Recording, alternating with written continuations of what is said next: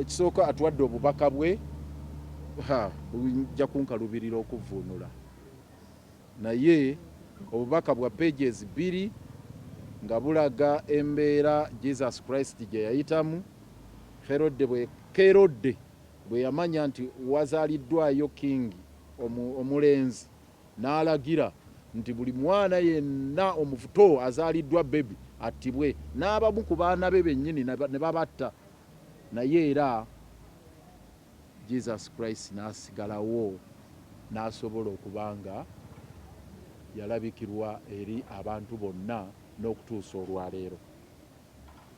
Mugumu nnyo gy'ali ng'agamba nti olwaleero nga tujaguza amazaalibwa gano, nga tujaguza Christmas, tumanye nti ffenna abalwanirizi b'eddembe tuteekeddwa okuba abagumu nga tumanyi nti this is a mission proclaimed by God, nti luno olutabaalo lwe tulimu si ffe tulusooseemu, lwatuteekebwako ng'ensi eno etondebwa ne lujja ne lubeera ku bannabbi bonna abazze babeerawo nga ne Jesus Christ musaale mulwo.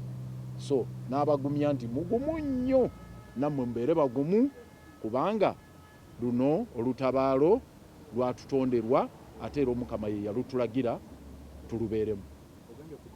Kaakati ku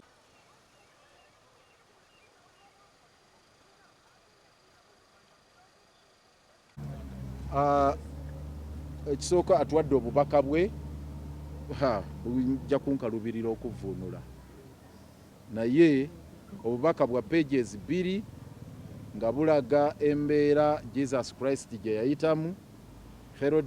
Kerode bwe yamanya nti wazaaliddwayo kingi omulenzi, n'alagira nti buli mwana yenna omufuto azaaliddwa bebi attibwe, n'abamu ku baana be bennyini ne babatta, naye era Jesus Christ n'asigalawo n'asobola okubanga yalabikirwa eri abantu bonna n'okutuusa olwaleero. Mugumu nnyo gy'ali ng'agamba nti olwaleero nga tujaguza amazaalibwa gano, nga tujaguza Christmas, tumanye nti ffenna abalwanirizi b'eddembe tuteekeddwa okuba abagumu nga tumanyi nti this is a mission proclaimed by God, nti luno olutabaalo lwe tulimu si ffe tulusooseemu, lwatuteekebwako ng'ensi eno etondebwa ne lujja ne lubeera ku bannabbi bonna abazze babeerawo nga ne Jesus Christ musaale mulwo. So n'abagumya nti mugumu nnyo, nammwe mbeere bagumu, kubanga luno olutabaalo lwatutonderwa ate era Omukama ye yalutulagira tulubeeremu. Kaakati ku ekisooka atuwadde obubaka bwe bujja kunkalubirira okuvvuunula, naye obubaka bwa pages 2 nga bulaga embeera Jesus Christ gye yayitamu. Kerode bwe yamanya nti wazaaliddwayo kingi omulenzi, n'alagira nti buli mwana yenna omufuto azaaliddwa bebi attibwe, n'abamu ku baana be bennyini ne babatta, naye era Jesus Christ n'asigalawo n'asobola okubanga yalabikirwa eri abantu bonna n'okutuusa olwaleero.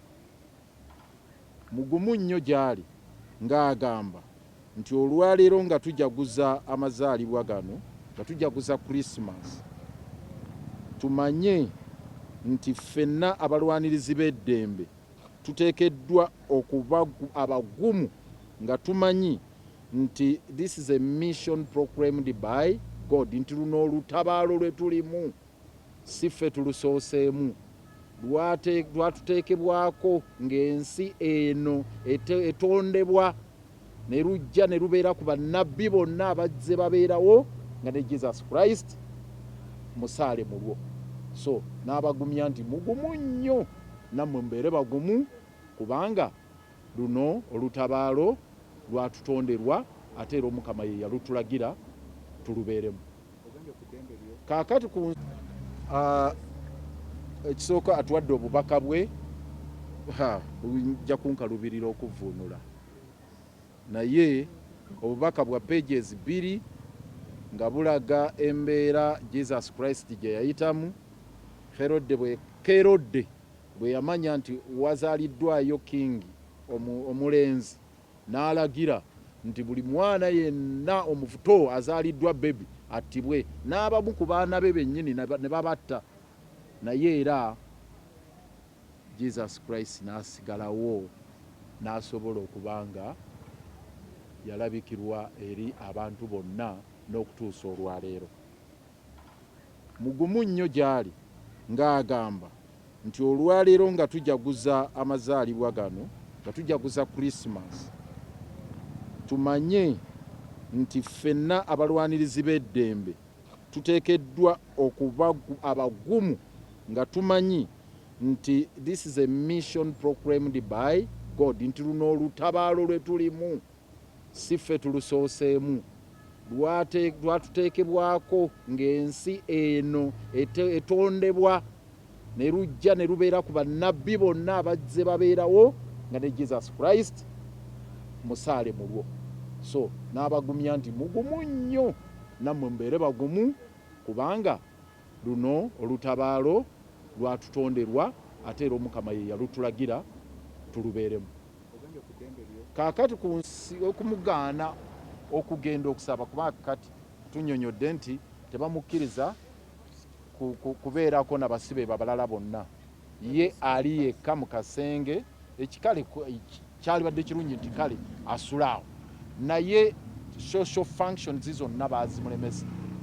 Abasibe abalala babeera ne basamba omupiira, bazanya emizannyo egy'enjawulo, babeera ne basocializinga, ne bayimba, ne bakola ki, ye baabimulemesa. Naye ekisingira ddala obukulu nti n'okugenda okusaba ku Sande, kugenda mu church tebamukkiriza. Ne Christmas eno ku Lwokusatu baamulagiddewo dda nti tajja kugenda mu church, yagenda kusigala mu kasenge ke ng'alimu omubwati. Ekyo kimenya eddembe ly'obuntu gye bayita freedom of worship. N'omusibe ayina gye bayita freedom of worship, eddembe ly'okusinza munneesinza yonna gy'aba ayagadde mu kkomera mwali. So kaakati abalala bonna nga bagenda mu church ku Christmas, Dr. Besigye omusibira mu kaaluumu ne bamuleka eyo, kimenya ssemateeka, era ekyo tugenda kukirwanyisa. Byabashayija alina okukinnyonnyola akulira amakomera n'aba authorities bonna balina tugenda balwanyisa ku ekyo, era tugenda kukiremerako nnyo. Kirala kwe kubategeeza nti bugumu nnyo era olutabaalo tukyagenda nalwo maaso. Ffe tukimanyi bulungi nti tuli mu General Court Martial, si kufuna bwenkanya mu General Court Martial, naye kulwana okufuna obwenkanya against the General Court Martial. So olutabaalo olwo nalwo tulwogeddeko era tukyagenda maaso n'enteekateeka zonna. Tuddayo nga baatugambye nga 7 naye tuwulira nti ate bayinza okukyusaamu nga 10, tukyagezaako byetegereza, naye nga mumalirivu olutabaalo luno lwennyini olw'obwenkanya ogenda nalwo maaso. Obedi Lutale naye ali mu good spirit, era musajja wattu ali wali anoonya bwa ali mu kiyero, atunuddemu n'agamba kati kiyero kye bamutaddemu kyatabeeranga mu bulamu bwe kimulumye nnyo, n'agamba nti munnange ndowooza bamwagaliza kwesimba ku bwa vice chairman bwe NRM kubanga babuteekako bahaaji, kuliko Haji Kigongo ndowooza naye kati bwe bamulowoleza, naye nga mugumu nnyo nga bw'okiwulira, era ali wamu ne Dr. Besigye ku nsonga eyo.